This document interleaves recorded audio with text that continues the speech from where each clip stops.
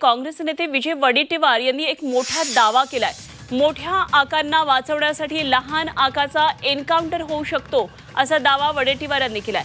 बीडमधल्या मसाजोग गावचे सरपंच संतोष देशमुख प्रकरणातला आरोपी वाल्मिक कराड सीआयडी कोठडीत आहे, मात्र पुरावे नष्ट होण्याची शक्यता वर्तवली जाते आणि काहीही होऊ शकतं याची माहिती आपल्याला उच्च पदस्थांनी दिली आहे असंही वडेट्टीवार यांनी म्हटलंय।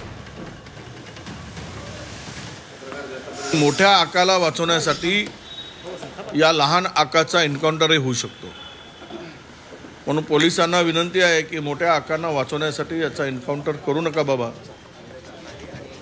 हा बिचारा म्हणणार नाही, पण त्या मोठ्या आकापर्यंत जाण्यासाठी जर याचा वापर आहे तर तो पुरावा नष्ट होण्याची शक्यता सुद्धा मला काल एका अत्यंत विश्वसनीय माहिती जवळच्या एका उच्च पदस्थ अधिकाऱ्यांनी दिली।